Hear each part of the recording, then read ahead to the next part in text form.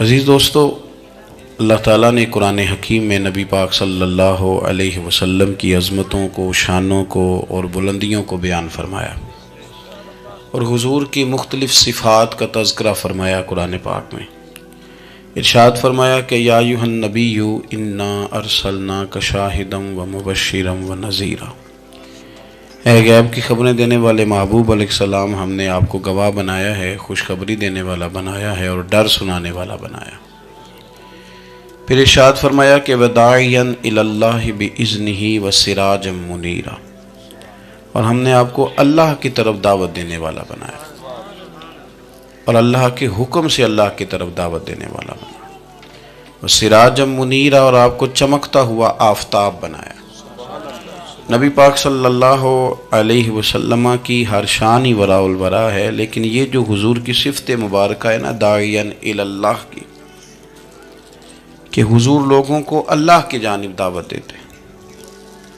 نبی پاک صلی اللہ تعالی علیہ وسلم بندوں کا اپنے رب سے رشتہ جوڑتے، گھبرائے ہوئے لوگوں کو، پریشان لوگوں کو، اور جو لوگ سمجھتے تھے کہ شاید ہم کوئی دنیا کے کمزور لوگ ہیں اور یہ مالدار اور یہ اقتدار والا آدمی ہی بڑا ہے، ان سب کو حضور نے مایوسیوں سے نکالا، اور اللہ کے رسول صلی اللہ علیہ وسلم نے یہ سبق پڑھایا کہ تم سب حضرت آدم کی اولاد ہو۔ عربی کو عجمی پر، گھورے کو کالے پر کوئی فضیلت حاصل نہیں۔ لوگوں کی ہر پریشانی حضور نے نکال کے ان کا رجوع ان کے رب کی طرف کرایا۔ ہمارے ہاں یہ ہوتا ہے کہ انسان کو پریشانی کوئی بھی ہو اسے سکون نہیں لینے دیتی، وہ کوئی بھی ہو۔ محفل میں کسی بندے کا بٹن ٹوٹ جائے نا، یہ گلے کا، تو کوئی دیکھے نہ دیکھے اس بیچارے کی ساری توجہ بٹن پہ رہتی ہے، میرا بٹن ٹھیک نہیں۔ کسی بندے نے کپڑے صاف نہ پہنے ہوں تو آپ اس شخص سے کہیں کہ تجھے کچھ لوگ ملنا چاہتے ہیں، تو وہ اگرچہ اس کے پاس پی ایچ ڈی کی ڈگری ہے، ڈھیر سارا مال ہے، وزادار ہے، صاحب عزت ہے، لیکن وہ کہتے یار میرے کپڑے نہیں ٹھیک، تو میں کوفت محسوس کر رہا ہوں، ذرا میں اپنے آپ کو تھوڑا سا نہا دھو لوں، فریش کر لوں، پھر میں چلتا ہوں۔ آپ کے ظاہری جسم پر ایک آدھ دھبا ہو تو وہ آپ کو سکون نہیں لینے دیتا، اور اگر دھبے باطن پہ لگ جائیں، بہت سارے دھبے ہیں جو باطن پہ ہوتے ہیں، مجھے جان لو، مجھے پہچان لو، میرا بھی کوئی نام ہے، میں بھی کچھ ہوتا ہوں، یہ بھی ایک دھبا ہے، ایک مصیبت ہے۔ اور میری عزت کرو، مجھے بھی کسی طریقے سے کسی نشست پہ جگہ دو، یہ بھی ایک دھبا ہے۔ یہ ہمارے ہاں، ہمارے ملک کے اندر سیاستدانوں سے لے کر مذہبی لوگوں تک الا ماشاءاللہ پروٹوکول کا ایک مزاج آیا ہے کہ بھی بڑی دشواری پیدا کرتا ہے عام لوگوں کے لیے، بڑی آزمائش میں لوگ آ جاتے ہیں۔ حسد کر لینا، کسی بندے کی نعمت کو دیکھ کے جلنا، یہ بھی آپ کو بڑا بے سکون رکھتا ہے۔ تکبر کرنا کہ میں کوئی چیز ہوں اور باقی کو تھوڑے سے مجھ سے چھوٹے ہیں، یہ سارے دھبے، یہ ساری نقصان کی چیزیں۔ اور نبی پاک صلی اللہ علیہ وسلم نے تعریف یہ بیان کی، فرمایا ما حاک فی صدرک، یہ جو تیرے گناہ ہیں یہ تیرے سینے میں کھٹکیں گے، یہ تجھے بے چین رکھیں گے، یہ کانٹے کی طرح چبھیں گے۔ تو جتنے مرضی اچھے کپڑے پہن لے، جتنی مرضی اونچی جگہ بٹھا دیا جائے، اگر تیرے اندر کوئی روگ ہے وہ تجھے سکون سے نہیں جینے دے گا۔ رسول کائنات صلی اللہ علیہ وسلم نے نا لوگوں کی توجہ رب کریم کی جانب لگائی۔ حضور نے لوگوں کو بتلایا کہ تمہارا رب نا عاجزی کو پسند کرتا ہے، تمہارا رب سادگی کو پسند کرتا ہے، تمہارا رب انسانوں سے پیار کرنے والے کو پسند کرتا ہے۔ حضور سید عالم صلی اللہ علیہ وسلم نے ہمیں یہ سبق پڑھایا کہ زیادہ باتیں کرنے والے کو نہیں، اللہ سچ بولنے والے کو پسند کرتا ہے۔ بہت اونچے اور لمبے چوڑے دولت والے اور مالدار آدمی کو نہیں، بلکہ جو آدمی دیانتداری سے زندگی گزارے، رب اس کو زیادہ محبوب رکھتا ہے۔ تو ہماری یہ جتنی بھی آزمائشیں ہیں، میلاد والے محبوب صلی اللہ علیہ وسلم نے نا یہ ساری ہماری دور فرما دی، ساری۔ آپ دیکھیں ہمارے ہاں ایک بیماری ہوتی ہے، وہ تکبر کی بیماری ہے، اور وہ صرف مالدار کوئی نہیں ہوتا، بلکہ حضرت سعدی شیرازی فرماتے ہیں کہ میں نے بہت سارے جھکے ہوئے لوگوں میں تکبر دیکھا ہے. جو بڑا میٹھا بولتے ہیں نا، کئی دفعہ کہتے ہیں جی کیا بات ہے جی، سبحان اللہ ماشاء اللہ، بڑا میٹھا بولتے ہیں، تو یہ نہیں میٹھا نہیں بول رہے ہوتے، یہ آپ کو شیشے میں اتار رہے ہوتے ہیں. آپ نے کسی کی تعریف کرنی ہے تو پشت کے پیچھے کریں، وہ اصل تعریف ہے. آپ کوئی ایسا کام نہ کریں جس سے چھلکے لفظوں میں کہ میں نے کسی کو بنایا ہے. اس سے نا آپ کو خود محسوس ہوگا کہ میں حقیقت پہ زندگی نہیں گزار رہا، میں تو کوئی اداکاری کر رہا ہوں. اور جو لوگ کہتے کچھ اور ہیں کرتے کچھ اور ہیں تو وہ خود بڑے پریشان رہتے ہیں. وہ جانتے ہیں کہ یار یہ میں کہاں الجھ گیا ہوں. تو بھائی یہ جو بہت زیادہ ہمارے دلوں کے اندر چیز ہے، اور یہ ہر مقام پر بہت سارے لوگوں کو یہ چیز حاصل ہے. میں دیکھتا ہوں کہ درجہ بدرجہ ان چیزوں کا شمار ہے. کچھ کا خیال ہے کہ میری ڈگری زیادہ ہے، اور کچھ کا خیال ہے کہ مجھے عقل زیادہ ہے. کچھ کا خیال ہے کہ میری شہرت زیادہ ہے، تو کچھ کا خیال ہے کہ میری دولت زیادہ ہے. آہستہ آہستہ وہ الجھاؤ پیدا ہوتا ہے.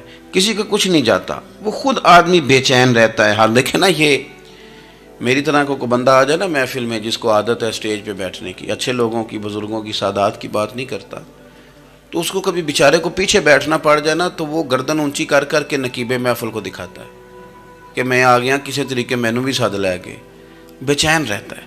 اور اگر اسے سکون حاصل ہو کہ بھئی حضور کی محفل میں بیٹھنا ہے، جہاں جگہ مل گئی وہیں پہ ٹھیک ہوں، اور وہ سکون کے ساتھ. دیکھو اس محفل کا مہمان خصوصی میں نہیں، حضرت بزرگ تو سرپرستی کاری رہے ہیں، میں نہیں. اس محفل کا تو مہمان خصوصی وہ بندہ ہے جس نے محفل سے پہلے یہاں جھاڑو دیا ہے، جس نے یہاں دریاں بچھائی ہیں، جس بیچارے کی فوٹو بھی کوئی نہیں آئی، وہ مہمان خصوصی ہے. اور اس محفل کا تو وہ مہمان خصوصی ہے جو چپ کر کے کہیں کونے میں بیٹھا ہے، اس کو کوئی دلچسپی نہیں کہ کوئی مجھے بھی جانے گا، کوئی مجھے بھی پہچانے. اسے تو اتنا پتہ ہے کہ میں اپنے پیارے حبیب کی تعریف سننے کے لیے آیا ہوں. آپ اپنے اس طرح آپ کا ذوق دوبالا رہے گا اگر آپ عاجزی کے ساتھ، انکساری کے ساتھ، رب رسول کی رضا کے لیے کسی جگہ بھی آپ اپنے آپ کو سیٹ کر لیں گے تو ماحول آپ کا ٹھیک رہے گا. ورنہ آپ الجھاؤ کا شکار ہیں، ورنہ آپ پریشان ہیں، ورنہ آپ تکلیف میں، ورنہ آپ آزمائش میں. بخاری شریف میں حدیث ہے، قاضی ایاز مالکی رحمۃ اللہ علیہ نے بڑی تفصیل سے لکھی ہے. راوی حضرت انس بن مالک ہیں. ایک بندہ بڑی دور سے آیا نبی پاک صلی اللہ علیہ وسلم کی زیارت کے لیے، بڑی دور سے. عرب کے جو سردار ہوتے تھے ان کے بڑے ناز نخرے ہوتے تھے. وہ خیر آج بھی ہیں، پروٹوکول کا ماحول آج بھی، یعنی وزیر صاحب کے آگے دو چار گاڑیاں نہ ہوں تو ان کو مزہ ہی نہیں آتا. پولیس والے آگے پیچھے بھاگیں تو حالانکہ ان کو نہیں پتا کہ جو پولیس والے آگے پیچھے بھاگ رہے ہیں نا، یہ حکومت بدلی تو گرفتار کرنے بھی انہوں نے آنا ہے. لیکن وہ بڑا مزہ آتا ہے جب لوگ گاڑی کے پیچھے بھاگتے ہیں. کیا بات ہے جناب، بڑی بات. اور ہماری طبیعتوں میں پتہ نہیں کون سی، یہ پیسے پھینکنے والے دوست مجھ سے ناراض نہ ہو جائیں، لیکن میں اکثر سوچتا ہوں کہ یار یہ کس طرح کا کام ہے کہ پہلا کھلارنے پھر آپ ہی اکٹھے کرنے. تو آپ اکٹھے دے دیں جس کو دینے ہیں، ختم ہو جائے بات. یعنی وہ محفل میں نا گپ شپ ہو رہی ہوتی ہے، اکٹھے کرنا لے پان دینا لے، کس چکر میں پڑ گئے.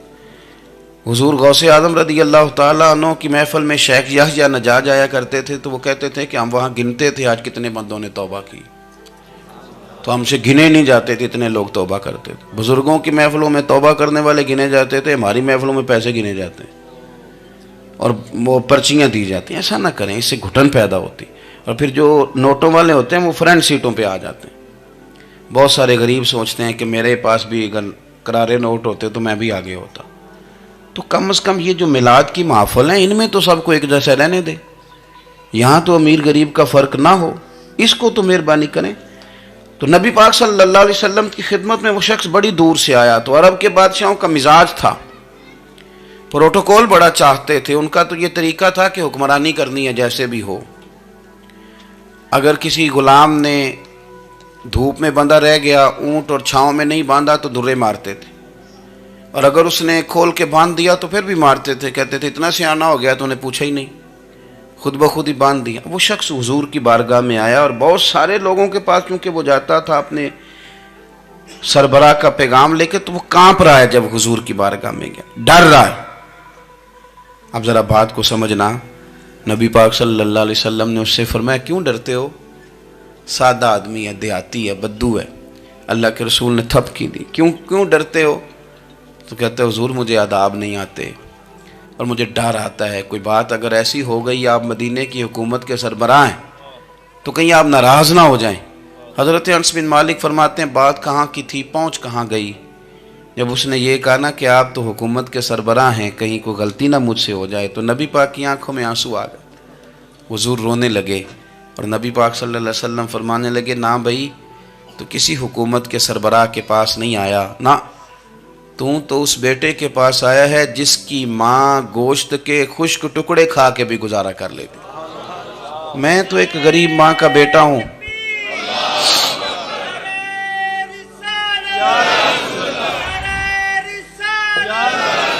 بھائی اگر آپ کا یہ ذوق بن جائے، دیکھو نا آج تو لوگ بھول جاتے ہیں نا، کپڑے بدل لیتے ہیں تو وہ سمجھتے ہیں کہ شاید سارا کچھ ہی بدل گیا.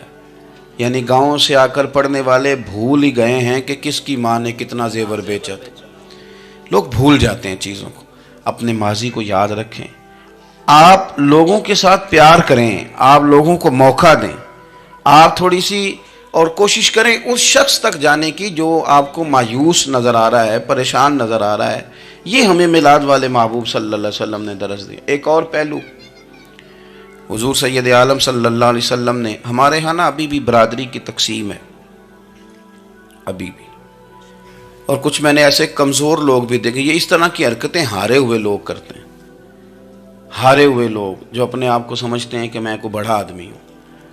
بڑا آدمی تو اپنے اخلاق سے ہوتا ہے، اپنے کردار سے ہوتا ہے، اپنی سخاوت سے ہوتا ہے، لوگوں سے پیار کرنے سے ہوتا ہے. باقی یہ کہ بیٹھ کے کہانی سنانا کہ میں بڑا کچھ کرتا ہوں، تو جو کچھ کرتا ہوتا ہے اسے سنانے کی کوئی ضرورت ہے. ایک اور بہت سارے لوگ آپ تعزیت کرنے جائیں نا والد کے انتقال کے بعد، تو ان بیچاروں کو بتانا پڑتا ہے کہ ابا جی میرے بغیر دوائی نہیں کھاتے تھے. تو میں کہتا ہوں اگر تیرے بغیر نہیں کھاتے تھے پھر بتانے کی ضرورت نہیں، پھر تو سارے گاؤں کو پتا ہوگا کہ تیرے بغیر نہیں کھاتے تھے. اور اگر کوئی دال میں کالا ہے تو پھر تیری وضاحت کوئی بندہ قبول نہیں کرے گا. تو آپ کو بتانا کیوں پڑ رہا ہے اور آپ بار بار اس بات کا ذکر کیوں کر رہے ہیں کہ ہم بہت بڑے قبیلے کے ہیں؟ صاحب اگر آپ بڑے قبیلے کے ہیں تو پتہ ہوگا سارے علاقے کو آپ کتنا لوگوں کا خیال کرتے ہیں، آپ کس قدر محبت کرتے ہیں، آپ کا انداز کریمانہ کس طرح کا. پھر آپ کو بتانے کی کوئی ضرورت نہیں ہوتی، پھر خود بخود خبر ہوتی ہے. حضرت سیدنا ابو ذر غفاری رضی اللہ تعالیٰ عنہ، قبیلہ بنو غفار ایک بڑی شاخ تھی قبیلوں میں سے. جو لوگ اس زمانے میں مالدار قبیلوں سے تعلق رکھتے تھے ان میں سے ایک بڑا نام تھا. ساری زندگی چودراہٹ کی، لیکن میلاد ایک انقلاب کا نام ہے. میں میلاد منانے والے دوستوں سے گزارش کرتا ہوں کہ آپ ہر سال میلاد منائیں اور ہر سال میلاد کے بعد آپ تھوڑے بدل بھی جائیں، یعنی تھوڑے سے بدل جائیں. کچھ لوگ کہیں یار یہ داڑھی میں نے نا 12 ربیع الاول والے دن رکھی تھی، یہ میری میلاد والی داڑھی ہے. اور داڑھی رکھیں بھی نبی پاک کی مرضی کی. کس کی مرضی کی؟ نہ ناراض ہو جائے جی میں ٹور چلا بس. کس مرضی کی جی؟ اپنی مرضی کے نہیں. داڑھی کا وزن کو نہیں ہوتا کہ پوری مٹھی رکھیں گے تو آپ کو کوئی دقت ہوگی، کوئی وزن نہیں. پوری رکھیں، جو حضور کا طریقہ مبارکہ ہے جو ہمیں ملتا ہے اس پر آپ توجہ فرمائیں. تو میں جو بات عرض کرنے جا رہا ہوں وہ میلاد انقلاب ہے. حضور سید عالم صلی اللہ علیہ وسلم کی بارگاہ میں آنے سے پہلے لوگ کچھ اور ہوتے تھے اور یہاں سے ہو کے جاتے تھے تو پھر ان میں تبدیلی آتی تھی. میں سارا دن کرامتیں سناؤں نا کسی کو اپنے پیر صاحب کی اور اپنے گھر میں بھی کہ میرے حضرت بڑے، میرے استاد بڑے، لیکن بیوی کے ساتھ اگر میں ترش لہجے میں بات کروں گا تو وہ کہے گی یہ سکھاندے نے تینوں پیر صاحب. دوست کہیں گے یہ سکھاتے ہیں آپ. تو آپ کی کہانیاں نہیں چلتی، آپ کا کردار چلتا ہے. حضرت ابو ذر غفاری رضی اللہ تعالیٰ عنہ فرماتے ہیں چونکہ میں چودھری تھا، سیدنا بلال حبشی رضی اللہ تعالیٰ عنہ کے پاس میں بیٹھا تھا. کسی بات میں بات آگے بڑھی اور بڑھتے بڑھتے بات شکرنجی تک چلی گئی. رائے کے اختلاف نے باتوں میں تلخی پیدا کر دی اور جب تھوڑے لفظ اور تیز ہوئے تو میں نے انہیں کہہ دیا چپ کر، تو ابشن کا بیٹا ہے. کس کے بیٹے تھے حضرت بلال؟ کہتے ہیں جب انہوں نے مجھے کہا تو میرا دل بڑا ٹوٹا، لیکن میں نے ارادہ کیا کہ میں نے حضور کی بارگاہ میں نہیں عرض کرنی. اب ہر بات کی ہم حضور کی بارگاہ میں شکایت کریں. لیکن میں جا کے مسجد میں بیٹھا اور جب سرکار آئے نا، ارادہ نہیں تھا کہ عرض کروں گا، لیکن حضور کا چہرہ دیکھا تو دکھ میرا خود ہی تازہ ہو گیا۔ رونے کا بھی تو تب ہی مزہ آتا ہے نا کوئی اپنا ملے تو۔ فرماتے ہیں کہ میرے آنسو نہ بغیر اختیار کے چھلک پڑے اور میں کھل کے روئے، کھل کے۔ قربان جاؤں محبوب کے بھی حضور نے پاس نہیں بلایا، بلکہ نبی پاک اٹھ کے خود میرے پاس آئے اور مجھے کندھوں سے پکڑ کے سینے سے لگایا، اور جب میں کھل کے رو لیا تو حضور میرے آنسو پوچھنے لگے۔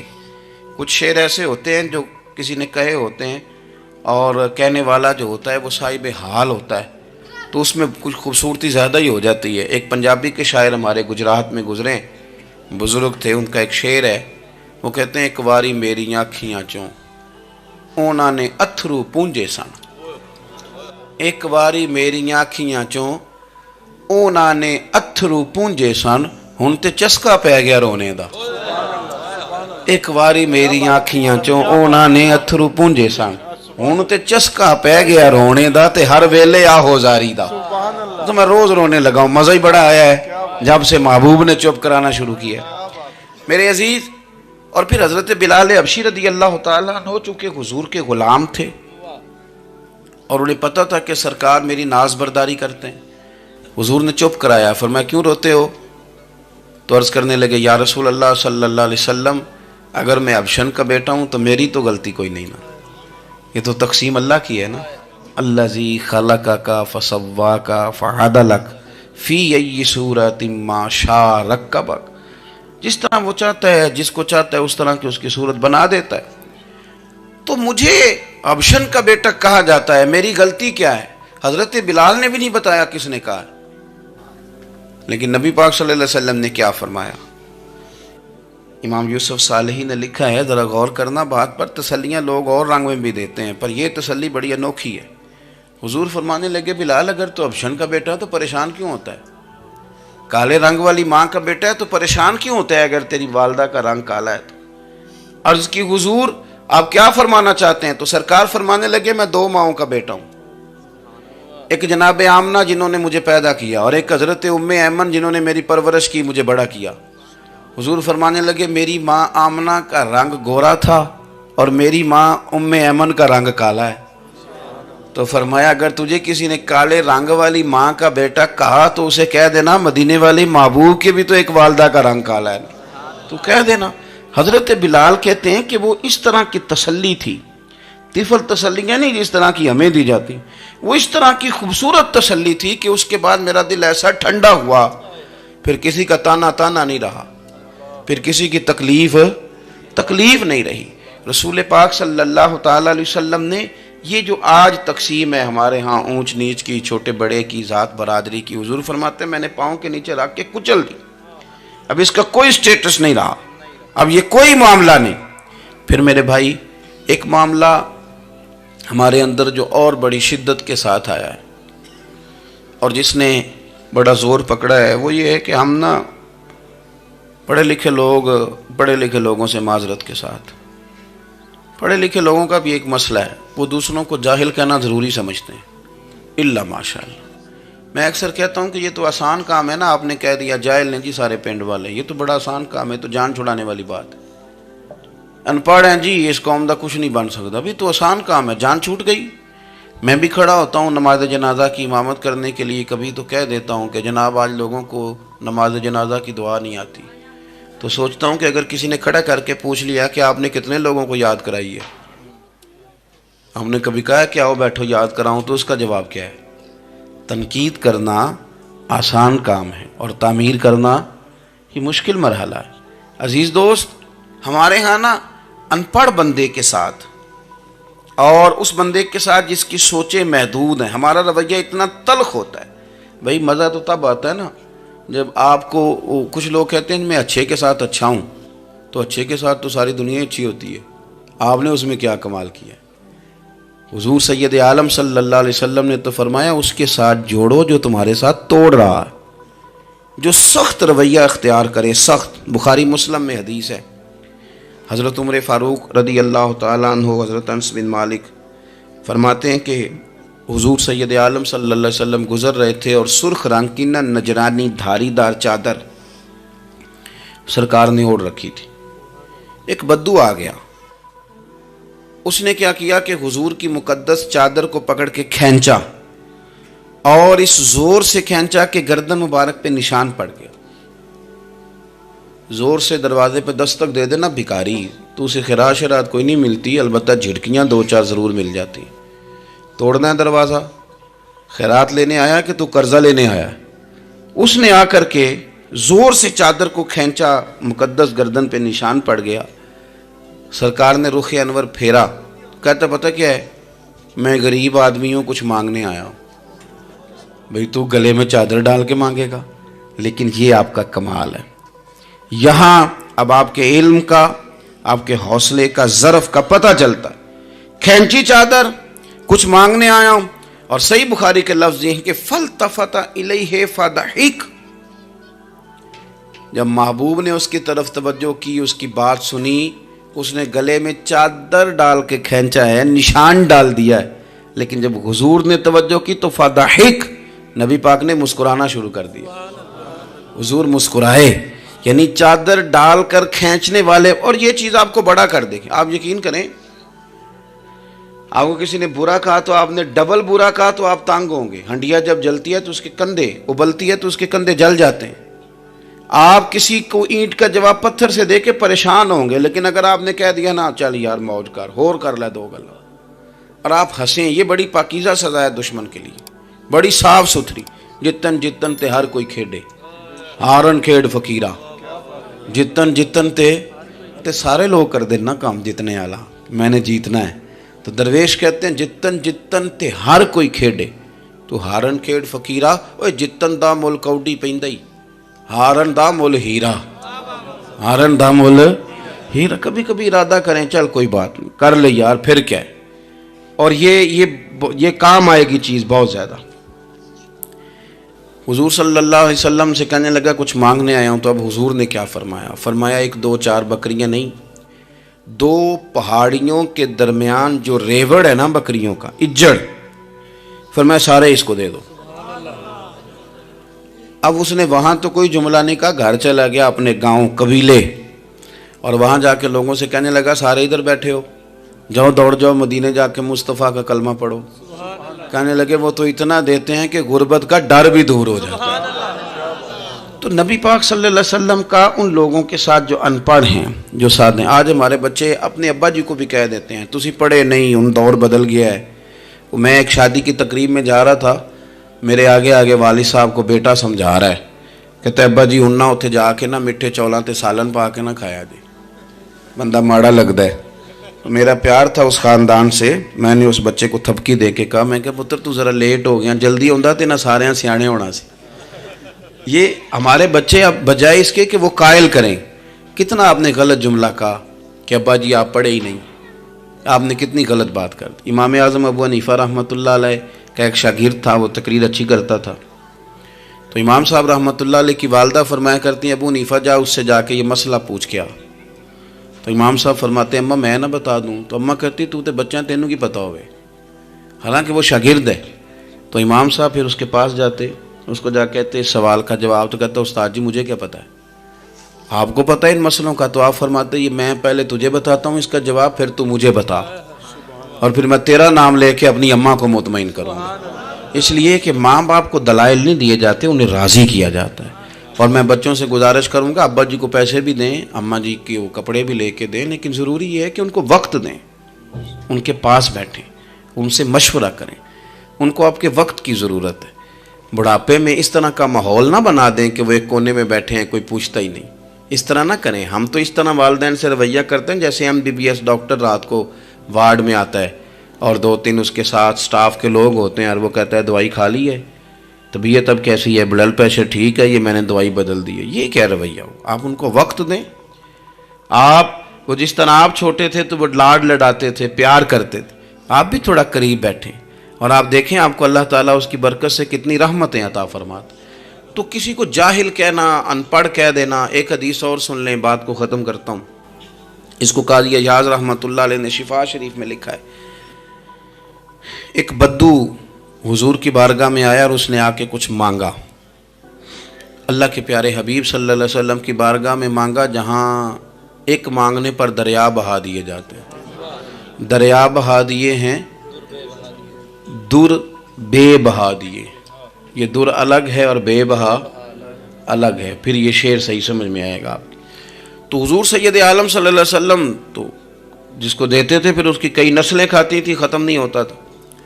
اس نے بھی کچھ مانگا، حضور نے کچھ دیا، لیکن ابھی اسے آداب نہیں نہ آتے تھے. پہلے آداب سکھائیں پھر کسی کو بے ادب کہیں، لیکن بغیر آداب سکھائے لوگ لوگوں کو بے ادب کہہ دیتے. یہ انداز ٹھیک نہیں.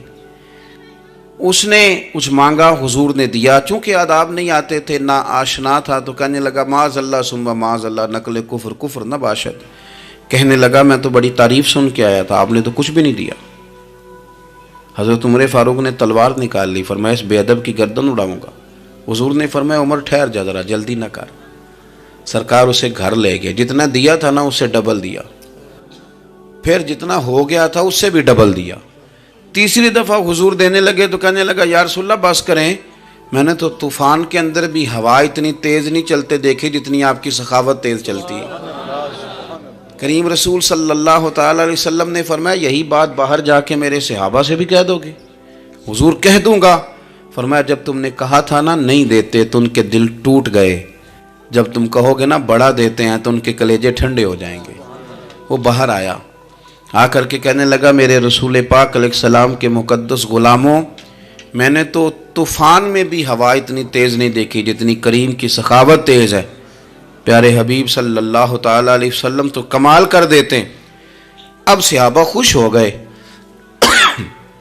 میرے نبی پاک صلی اللہ علیہ وسلم نے ہماری تربیت فرمائی کہ ہم نے کس طرح کا رویہ ایسے لوگوں کے ساتھ اختیار کرنا ہے. حضور فرمانے لگے عمر اگر تم اس سے پہلے قتل کر دیتے جو اس نے کہا تھا تو یہ دوزخ میں جاتا، اور اب جو کہہ رہا ہے اس پر مرے گا تو رب اسے جنت عطا فرمائے گا. حضور فرمانے لگے عمر میری اور تمہاری یعنی میری اور میری امت کی مثال اس آدمی کی مثال کی طرح جس کی اونٹنی بھاگ گئی تھی، ناک سے نکیل نکل گئی تھی.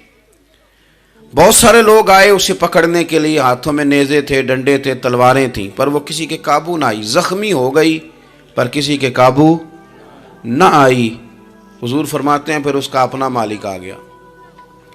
اس نے تھوڑا سا چارہ اٹھایا، میری طرف دیکھیے گا جی، چارہ اٹھایا، اونٹ اس نے اس کو تھپکی دی، بغیر کسی کی مدد کے ناک میں نکیل ڈالی. پھر اونٹنی پر سوار ہوا اور کہنے لگا لوگوں تم نے میرے جانور کو بڑی تکلیف دی، اونٹنی میری ہے، اسے سنبھالنے کا طریقہ بھی مجھے ہی آتا ہے.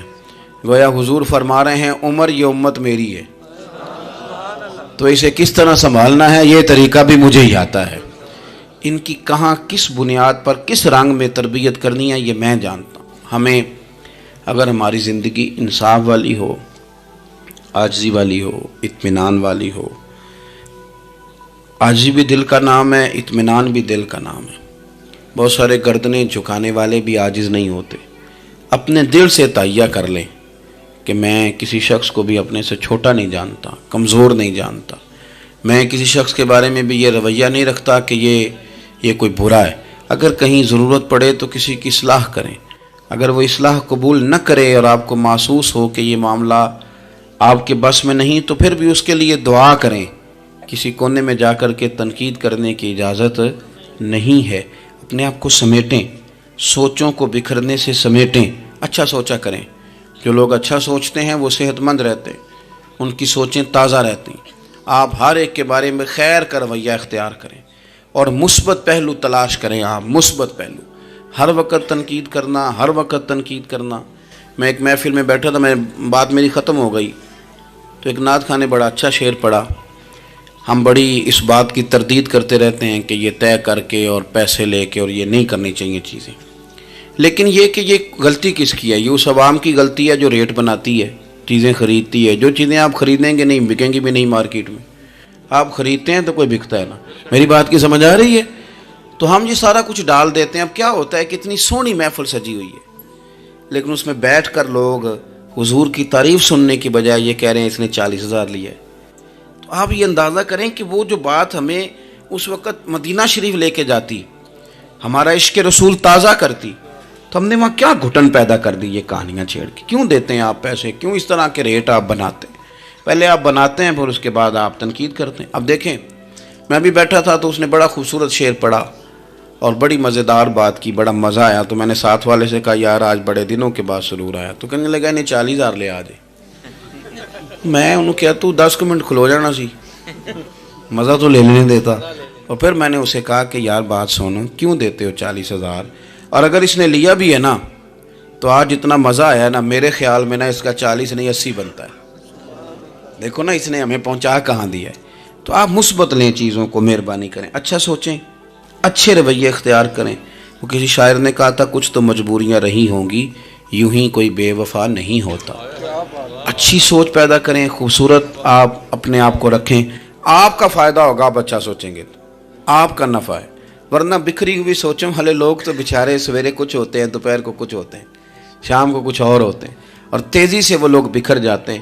آپ یہ دیکھیں کہ آپ مست رہیں، آپ اپنے آپ کو پریم میں رکھیں، آپ اپنے آپ کو سکون میں رکھیں. کوئی تعریف کرے تو اس کی مہربانی، تنقید کرے تو اللہ بھلا کرے، لیکن آپ نے اپنی سوچوں کو ہمیشہ مجتمع رکھنا ہے.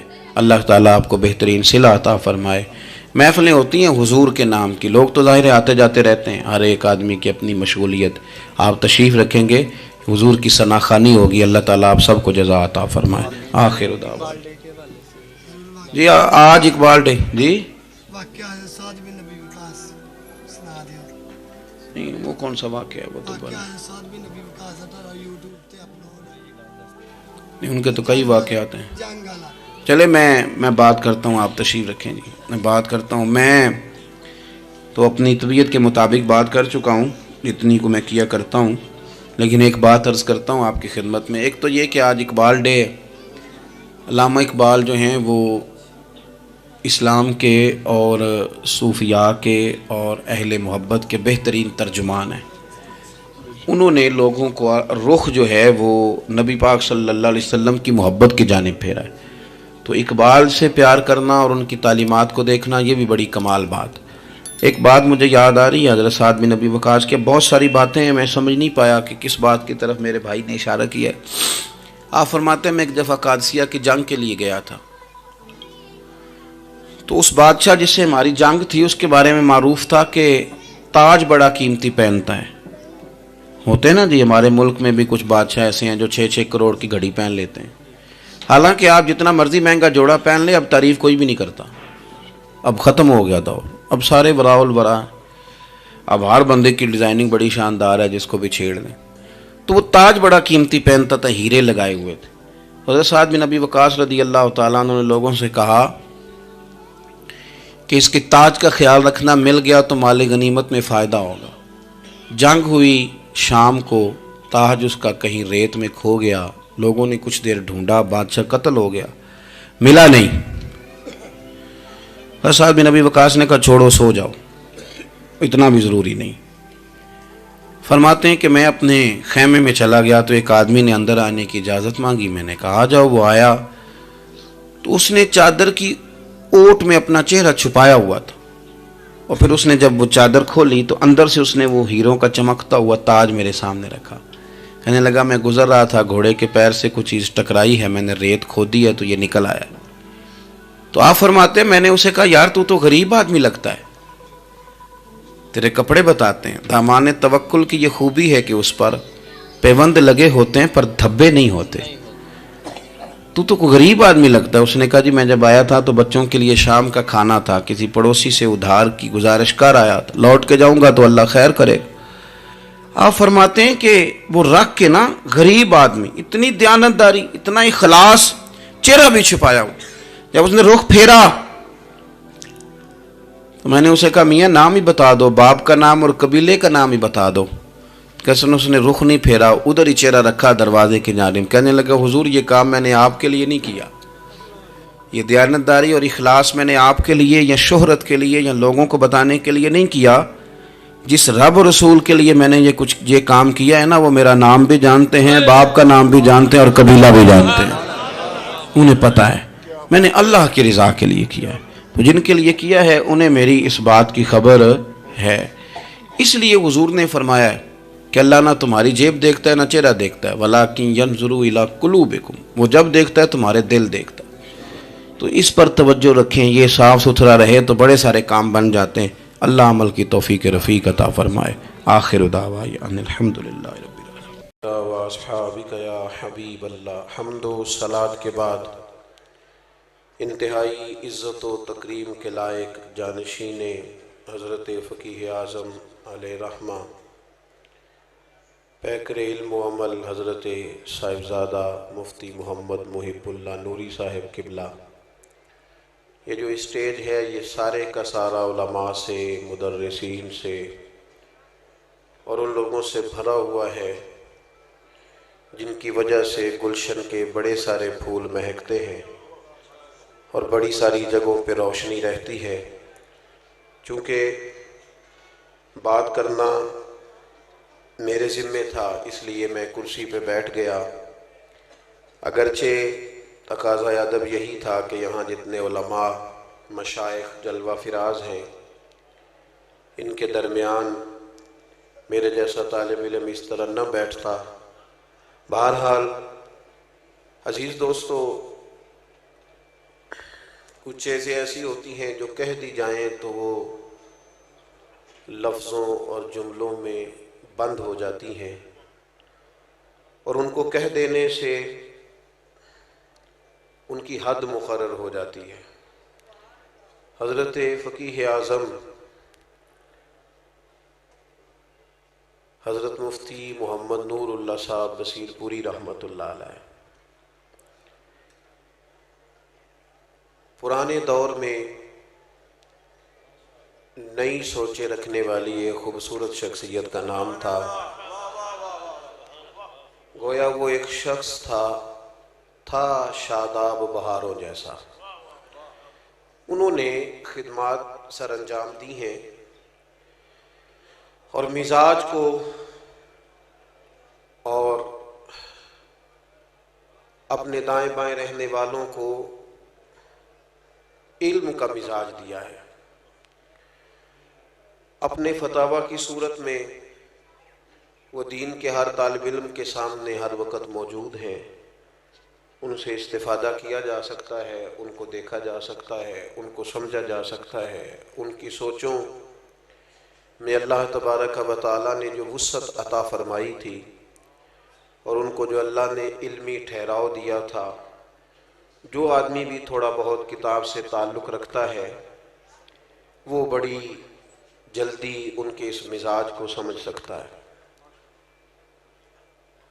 میں ایک دفعہ پہلے بھی کچھ باتیں ان کے حوالے سے عرض کر چکا ہوں، اور میں یہ بھی اکثر احباب کی خدمت میں عرض کرتا ہوں کہ یہ جو بزرگ ہوتے ہیں ان کے عرس بھی بڑے ضروری ہوتے ہیں، لیکن بنیادی طور پر جو ایسے مشائخ ہوتے ہیں ان پر تو مقالہ جات ہونی چاہیے، سیمینار ہونے چاہیے، اور ان کی مختلف جہتوں کو اہل علم کے سامنے واضح کرنا چاہیے تاکہ ان کا جو علمی کام ہے وہ علمی حلقوں کے اندر زیادہ سے زیادہ پہنچایا جا سکے۔ چونکہ میں اور آپ عوام ہیں تو میں نے دو چار باتیں آپ کی خدمت میں اس اجتماع سے فائدہ لیتے ہوئے عرض کرنی ہے۔ اہل ایمان جو ہوتے ہیں ان کی زندگی بڑی بافیض ہوتی ہے۔ اہل ایمان بڑے بابرکت لوگ ہوتے ہیں۔ اللہ تبارک و تعالیٰ نے قرآن مجید میں فرمایا ہے کہ ان الذین آمنوا وعملوا الصالحات، فرمایا بے شک وہ لوگ جو ایمان لے آئے اور پھر انہوں نے نیک اعمال کیے، لہم اجر غیر ممنون، فرمایا اللہ انہیں وہ اجر عطا فرمائے گا جو کبھی ختم نہیں ہوگا۔ یہ ایسی جماعت ہے جو ایمان لانے کے بعد نیک اعمال کرتی ہے کہ ان کے لیے لا متناہی اجر ہے اللہ کی بارگاہ میں، لا متناہی اجر۔ صرف شرط یہ ہے کہ باپ کو احساس ہونا ضروری ہوتا ہے کہ میں اب باپ ہوں۔ استاد کے لیے یہ احساس بڑا ضروری ہوتا ہے کہ میں ایک استاد ہوں۔ یہاں فیضان ہے حضرت سیدی ابو البرکات علیہ رحمہ کا، سید صاحب اپنے شاگردوں سے فرمایا کرتے تھے کہ تم کہتے رہو کہ ہم گناہگار ہیں، ہم تو عاجز بندے ہیں، پر یاد رکھنا لوگ عالم کا اٹھنا بیٹھنا دین سمجھتے ہیں، اس کا آنا جانا دین سمجھتے ہیں۔ لوگ کہتے ہیں فلاں مولانا بھی تو کر رہے تھے، تو اس کے لیے یہ احساس ہونا بھی ضروری ہے کہ میں اب کس مسند پہ ہوں۔ اسے اس بات کا وہ جو کہا گیا نا کہ من عرف نفسہ فقد عرف ربہ، جس نے ذرا پہچان لیا نا کہ میں کون ہوں، وہی تو اس رستے پہ چل نکلا ہے جس رستے پہ انسان کو اللہ تعالیٰ کی معرفت نصیب ہوتی ہے۔ بندہ مومن بڑا بافیض ہوتا ہے، بڑا بابرکت ہوتا ہے، بس اسے سمجھ لینا چاہیے کہ میں مومن ہوں۔ اسے اس بات کا احساس ہونا چاہیے کہ میں، آپ دیکھیے نا نبی اکرم صلی اللہ تعالی علیہ وسلم نے فرمایا میرا مومن ہر حال میں نفع اٹھاتا ہے، اگر اللہ تعالیٰ اسے نعمت دے تو شکر کر کے نفع لے لیتا ہے، اور اگر رب کوئی آزمائش ڈالے تو صبر کر کے رب سے اجر لے لیتا ہے، ہر حال میں نفع۔ اور صحیح بخاری میں موجود ہے، حضور علیہ السلام نے فرمایا اگر کوئی بندہ کو نیک کام کرتا تھا پھر وہ بیمار ہو گیا یا کسی وجہ سے کمزور ہو گیا اور وہ کام نہ کر پایا، کوئی عذر مانے ہوا، تو کریم محبوب علیہ السلام فرماتے ہیں رب فرشتوں سے فرماتا ہے کہ چونکہ تقدیر کی رسی نے اس بندے کو جکڑ لیا ہے، لہذا وہ جو نیک اعمال کرتا تھا نا صحت کی حالت میں، وہ تم اس کے نامہ اعمال میں لکھتے رہنا، اس کو وہ اجر دیا جائے گا جو کبھی ختم نہیں ہوگا۔ ہمارا یہ مسئلہ ہوتا ہے کہ ہم نہ مفت کا احساس کمزوری کا شکار ہوتے ہیں بلا وجہ کا۔ ہمارے بزرگ تھے وہ فرمایا کرتے تھے کہ بھائی اگر تمہیں کوئی بندہ مولوی صاحب کہے تو پریشان نہیں ہونا، اس کو باعث فخر سمجھنا ہے۔ بعض لوگ پریشان ہو گئے میں نے تو میرا مولوی نہ سمجھی، وہ کہتے تھے اسے کہا کرو نہیں تو مینوں سمجھی میں مولوی ہوں۔ اس میں کمزوری والی کون سی بات ہے؟ اسے اپنی عزت کا احترام کا پتہ ہونا چاہیے، اسے پتہ ہونا چاہیے اللہ نے اسے کیا اعزاز عطا کیا ہے۔ تو بندہ مومن اللہ تبارک و تعالیٰ نے اسے بڑے اعزازات سے نوازا ہوتا ہے۔ یہ تو کلمہ پڑھ لیتے ہیں نا جب کلمہ، تو پھر اس کی شان یہ بن جاتی ہے کہ کنتم خیر امت، کلمہ پڑھتے ہی اللہ تعالیٰ اسے ساری امتوں پر اعزاز عطا فرما دیتا ہے۔ ہم نہ اس بات کو سمجھنے کو تیار نہیں ہوتے۔ میں نے دیکھا ہے صرف غریب آدمی ہی امیر سے مرعوب نہیں ہوتا، وزیروں کو مرعوب ہوتے دیکھا ہے۔ یہ کہاں سے آ گیا جی؟ یہ برطانیہ سے آ گیا ہے۔ یہ کہاں سے آ گیا؟ یہ امریکہ سے آ گیا ہے۔ وہ ہمارے ہاں نا لوگ مسئلہ بھی پوچھتے ہیں، کوئی بیچارہ غریب عیسائی ہو نا کبھی تو لوگ مسئلہ پوچھتے ہیں کہ سانیہ نال کھانا جائز ہے؟ تو میں کہنا جی امریکہ دا صدر سائی آ جائے پاکستان تو پھر نہیں تساں کدی مسئلہ پوچھا کبھی کسی نے؟ وہاں تو سارے بیٹھے ہوتے ہیں، حضرت مسکرا رہے، آپ غور کریں بات پہ، وہاں جو مولوی مفتی مشیر ہوتے ہیں وہ بھی ساتھ بیٹھے ہوتے ہیں۔ کبھی کسی نے پوچھا ہے کیا جائز ہے؟ کہ اس کا مطلب ہے فتوے میں بھی فرق ہے کہ غریب ہو تو فتویٰ اور ہے اور امیر ہو تو معاملہ ذرا اور ہے۔ آپ میری بات کو سمجھیں کہ مرعوب ہو جانا، کسی کے رعب کا شکار ہونا، اس سے ذرا اوپر اٹھے۔ زندگی وہ لوگ مزہ لے کے جیتے ہیں جو اللہ تبارک و تعالیٰ کی تقدیر پر پوری طرح راضی ہوتے ہیں، اللہ کی رضا پر پوری طرح جن لوگوں کا حضرت خواجہ اجمیر رحمۃ اللہ علیہ کے جو مکتوبات شریف ہیں نا آپ کے خواجہ قطب الدین صاحب علیہ رحمہ کے نام، ان میں ایک مکتوب میں خواجہ صاحب میں رات ہی دیکھ رہا تھا، آپ فرمانے لگے بیٹا اللہ کے بندے کی شان پتہ کیا ہے؟ اپنے مرید کی تربیت کرتے ہیں، اس مرید کے جنہوں نے پھر آگے لاکھوں ہزاروں لوگوں کی تربیت کی۔ کہنے لگے رب کے بندے کی شان یہ ہے کہ اللہ کا بندہ ہر اس بات پہ راضی ہوتا ہے جس پہ اس کا رب راضی ہوتا ہے۔ حضرت ابراہیم ابن ادہم نے ایک دفعہ کہا تھا نا دنیا میں جو کچھ ہو رہا ہے میری مرضی سے ہو رہا ہے، تو ہر بندے کا ہاضمہ ٹھیک نہیں ہوتا، بعض لوگ پریشان ہو گئے، کہنے لگے بابا سارا کچھ تیری مرضی سے ہو رہا ہے؟ یہ بہت بڑی بات کر دی، سارا کچھ یہ کیسے؟ تو آپ فرمانے لگے دراصل میری مرضی وہی ہے جو میرے رب کی مرضی ہے، میں نے اپنی مرضی چھوڑ دی ہے۔ وہ بات پہلے تھی جب سے اپنی مرضی رب کی مرضی میں فنا کی ہے نا، اب جو ہو رہا ہے میری مرضی سے ہو رہا ہے چونکہ میرے رب کی مرضی سے ہو رہا ہے۔ جب بندہ پہچان لیتا ہے نا کہ یار میرے اندر تو صلاحیت ہے، میں کچھ کر سکتا ہوں، پھر وہ کسی جگہ اپنا وقت نہیں ضائع کرتا، پھر وہ کسی ایسی جگہ کھڑا نظر نہیں آتا جو جگہ اس کے سٹیٹس کے مطابق نہ ہو، پھر وہ صبح سے لے کے شام تک سارا ٹائم بننے سنورنے میں نہیں گزارتا، پھر سادے کپڑوں سے بھی، سادہ طرز زندگی سے بھی، عام لباس سے بھی، جو میسر آ جائے اس سے بھی وہ بڑے بڑے کام کر جاتا ہے۔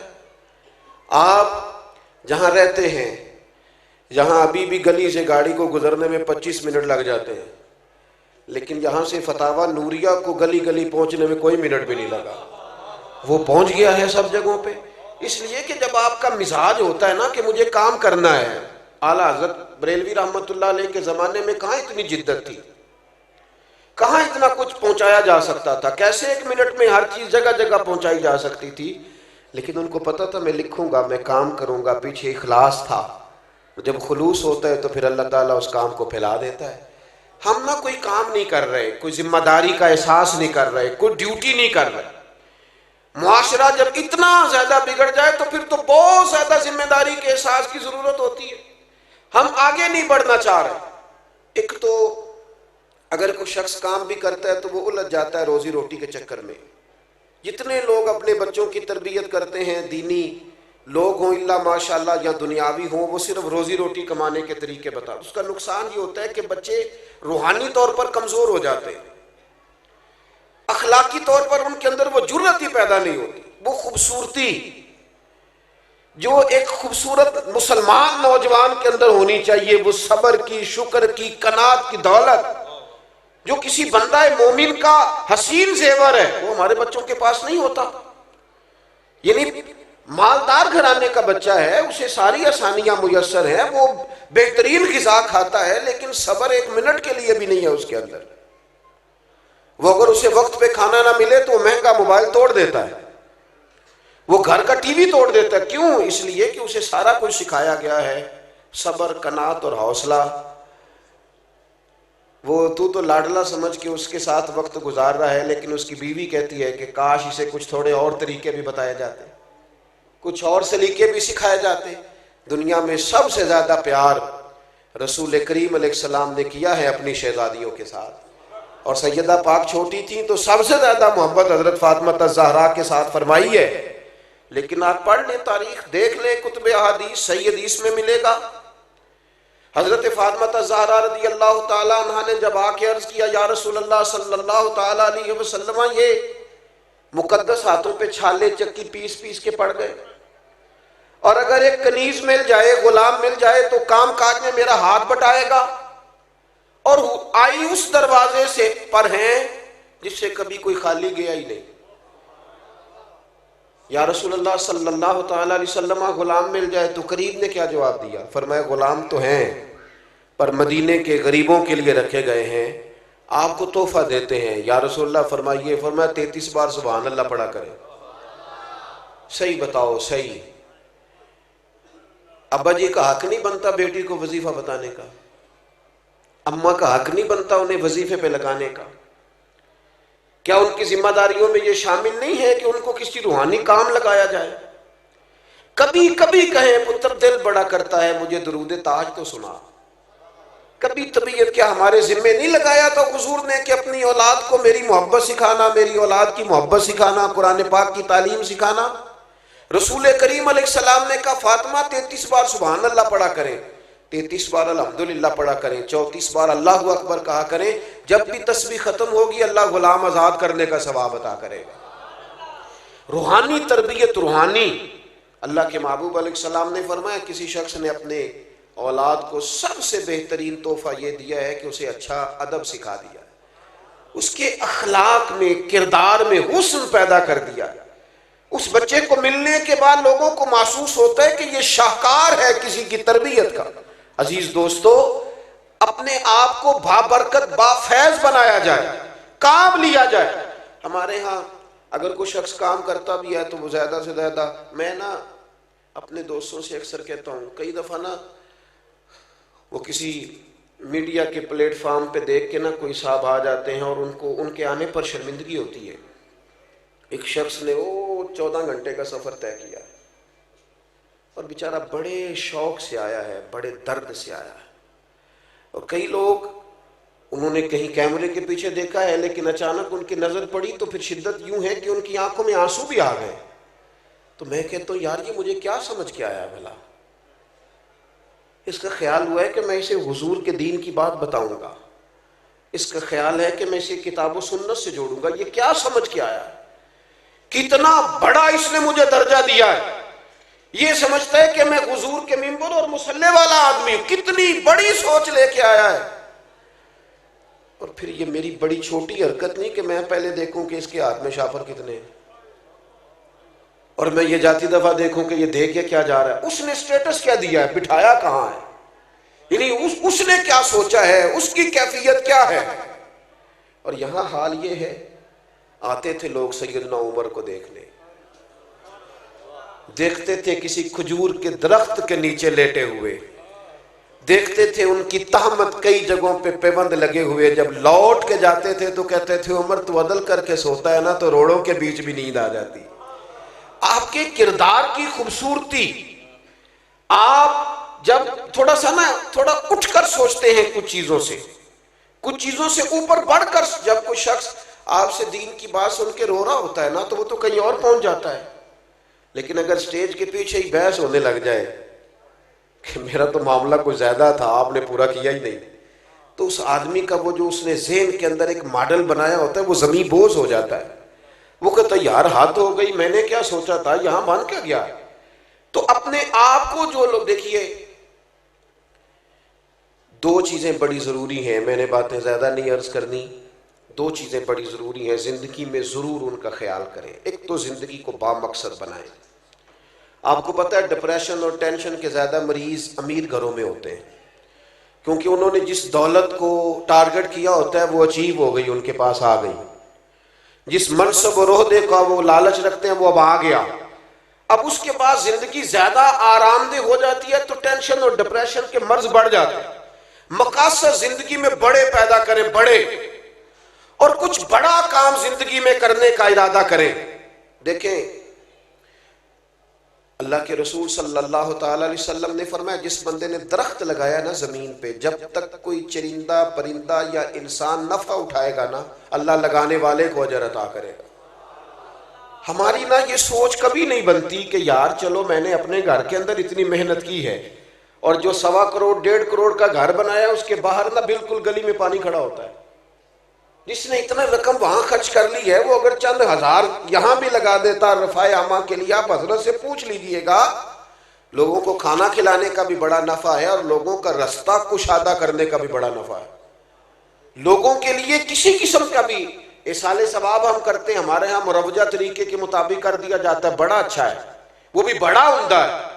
لیکن جب حضرت سعد نے آ کے عرض کی تھی یا رسول اللہ صلی اللہ تعالی علیہ وسلم میری والدہ کا انتقال ہو گیا ہے اور اماں غلام آزاد کرنا چاہتی تھی، تو حضور میں اگر کسی کی گردن چھڑا دوں، غلام آزاد کرا دوں، گردن پس جاتا ہے وہ بندہ جس نے کسی کا قرضہ دینا ہوتا ہے.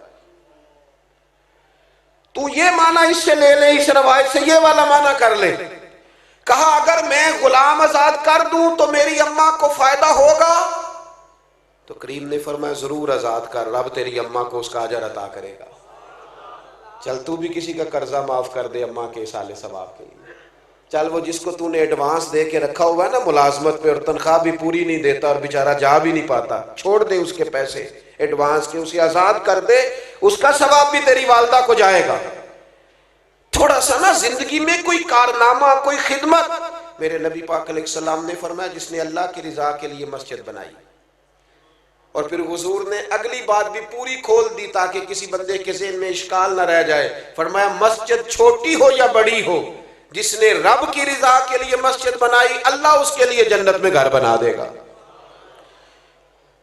میں آپ سے عرض کروں کہ کوئی کام زندگی میں جو خیر کام سے ممکن ہو سکے، کوئی کام، اور ایک خاص پہلو اس میں پیش نظر رکھنا بڑا ضروری ہو گیا ہے. مسلمان بڑے بافیض تھے، بڑے برکت والے تھے، اس جماعت سے لوگوں کو ہمیشہ نفع ہوا، دنیا نے فیض پایا امت مسلمہ سے. لیکن آج حالت یہ ہے کہ ایسی ہوا چلی ہے کہ ہر شخص سوچتا ہے तमाम शहर जले, बस एक मेरा घर न जले। थोड़ा सा ना दूसरों के, हज़रत साहब मौजूद हैं यहाँ माशाल्लाह, एक बड़ी तादाद है उलमा की, बड़े माशाल्लाह मुनाज़रीन मौजूद हैं। मुनाज़रीन अपने दलाइल भी पढ़ता है और सामने वाले के दलाइल भी देखता है। इल्मी अकीदा ठीक हो तो राय का इख्तलाफ बड़ी जगहों पे हुआ है, लेकिन सारी ज़िंदगी सिर्फ, मैं कह चुका हूँ, अकीदा ठीक हो तो राय का इख्तलाफ इमाम आज़म इमाम शाफी के दरमियान भी। किसी बंदे से ना अगर कभी कोई इख्तलाफ हमारा हो भी जाए तो वो दलील तक होना चाहिए। दलील मिल गई तो इख्तलाफ ख़त्म। हमारे यहाँ इख्तलाफ अब दलील की हद तक, राय के इख्तलाफ को, सिर्फ राय के इख्तलाफ को लोग बहुत बड़ा मसला बना लेते हैं और आजमाइश बन जाती है बड़े लोगों के लिए। मैं अब तो खैर कम जगहों पे जाता हूँ, लेकिन जहाँ भी जाते हैं ना जी, अभी भी 2 पर्चियाँ हैं मेरी जेब में, तो मैं कई दफ़ा कहता हूँ कि मैं पर्चियों वाला मौलवी नहीं हूँ, किसी मुनाजिर किसी मुहक्किक को दीजिएगा। लेकिन हर जगह ये पर्ची, जो बातें तय है ना, बिल्कुल 100% तय, हमारे बुजुर्गों ने तय कर दी, उन पे भी लोग चाहते हैं कि कोई ना कोई बात की जाए, कोई ना कोई नया उन्वान छेड़ा जाए, इख्तलाफ राय हो जाता है। जो बाबरकत लोग होते हैं वो सारी जिंदगी किसी एक पहलू पर ही चीजों को तय करते ही नहीं गुजारते, वो आगे भी बढ़ते, वो कुछ काम भी करते। ये क्या बात होगी कि देखे ना, सहाबा किराम अलैहिम रिदवान के दरमियान राय का इख्तलाफ हुआ, लेकिन दलील की हद तक। हजरत उमर फारूक मिंबर पे तशरीफ फरमा है, कोई हुक्म देने लगे हैं, हजरत अबू अयूब अंसारी खड़े हो गए, ये मेरी बात आपने याद रखनी है।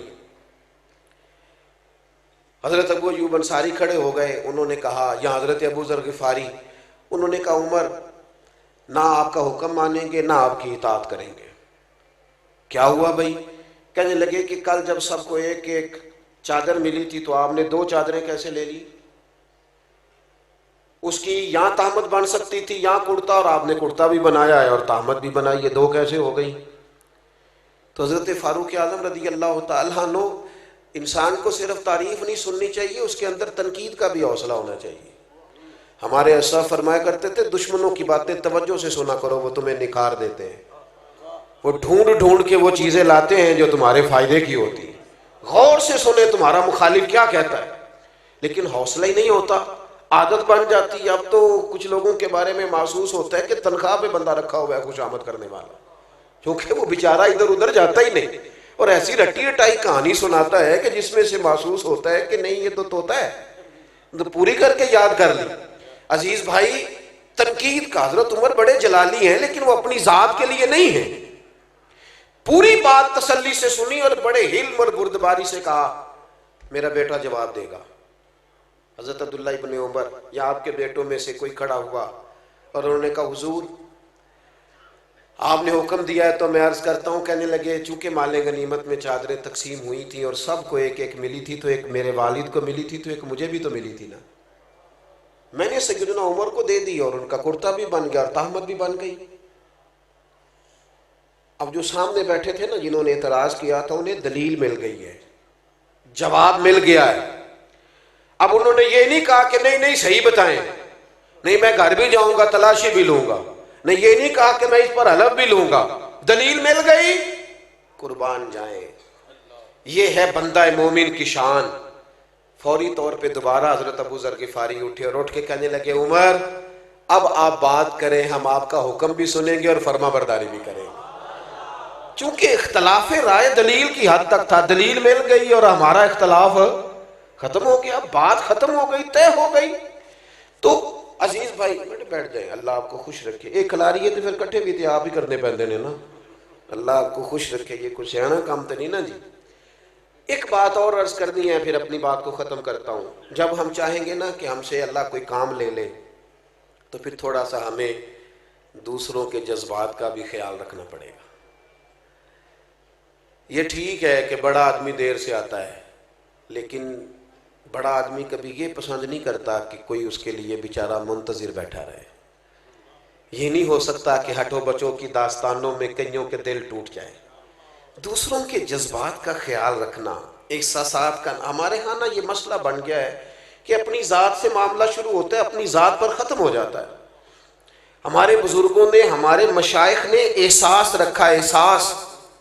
میں اپنے حضرت کی بارگاہ میں بیٹھا تھا، ایک بزرگ آ گئے، اب وہاں 3-4 مفتیان کرام بیٹھے ہیں جنہوں نے اپنے اپنے فتاوی جات کی تصدیق لینی ہے، تو بابا جی آ گئے تو وہ اب سادی سادی باتیں، بیٹا بڑا تنگ کرتا ہے، ساری باتیں بہو کی مانتا ہے، شادی سے پہلے بڑا نیک تھا۔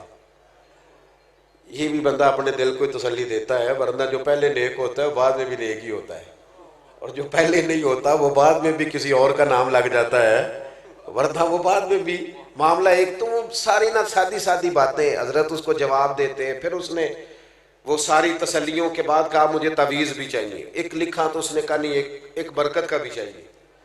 اس نے کہا ایک تعویذ مجھے نظر کا بھی چاہیے۔ تو وہ تسلی لے کے وہ شخص اٹھ کے چلا گیا۔ ایک مفتی صاحب کہنے لگے حضور اس طرح کے بندے میرے حوالے کر دیا کریں۔ تو حضرت فرمانے لگے کیوں؟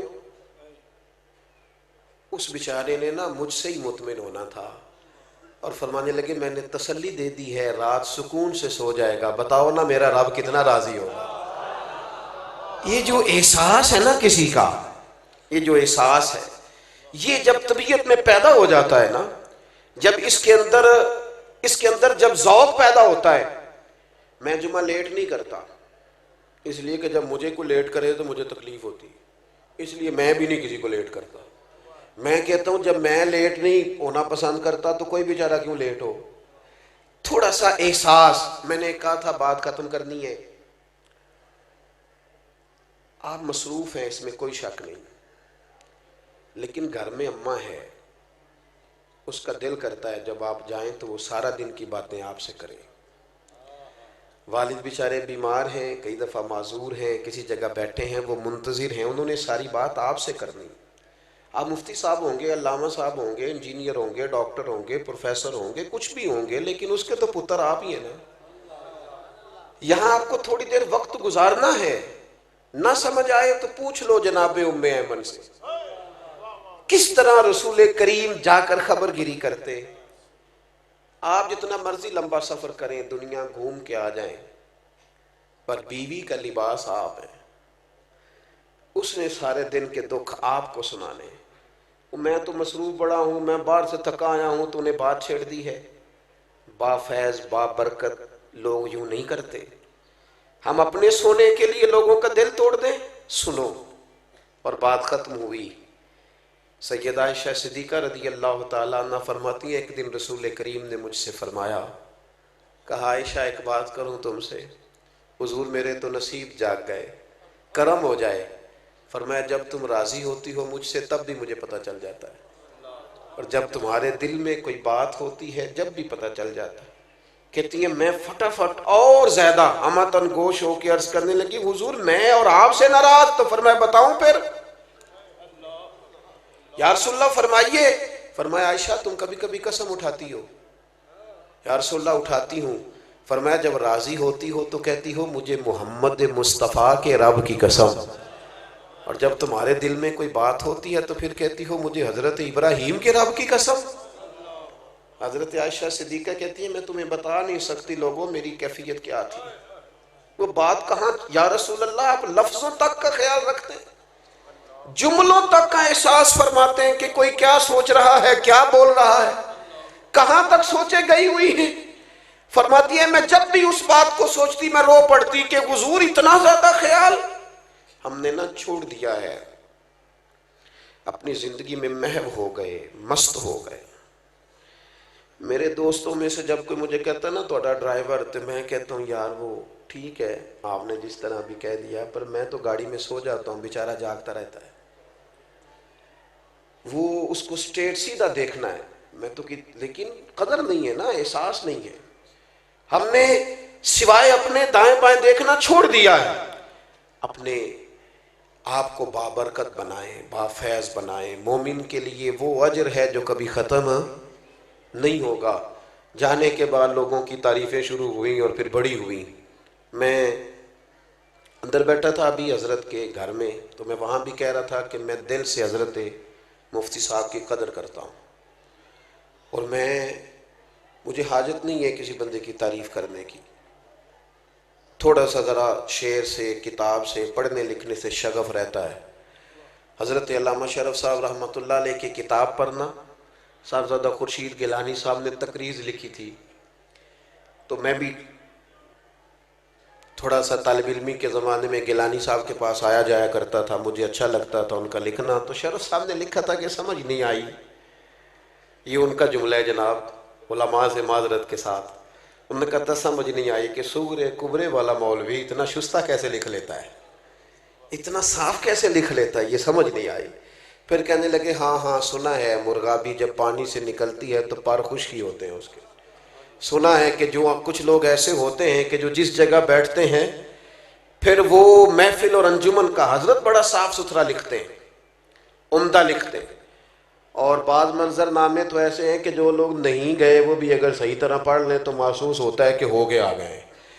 تو کچھ لوگوں کی قدر کریں اپنی زندگی میں۔ میں ایک جگہ پہ موجود تھا تو مجھے وہاں کے لوگ کہنے لگے کہ ہمارے یہاں کے بعض علماء سے ہمیں شکوہ ہے، آپ بڑے اچھے ہیں۔ میں کہ میں اتنے رہندہ نہیں نہ تاں کر کے، اگر آ گیا پکا تو پھر معاملہ شاید کچھ اور ہوگا۔ یہ ہوتا ہے ایسا، جو چیزیں زیادہ قریب ہوتی ہیں وہ بعض اوقات زیادہ، جو زیادہ دور ہو وہ محسوس ہوتا ہے کہ شاید زیادہ بڑی ہے۔ تو اپنے آپ کو بابرکت بنائیں، بافیض بنائیں، زندگی وہی اچھی ہوتی ہے جس سے کوئی نفع لے لے۔ اللہ تعالیٰ اس آستانے کو قیامت کی صبح تک آباد فرمائے۔ آخر دعوانا الحمدللہ۔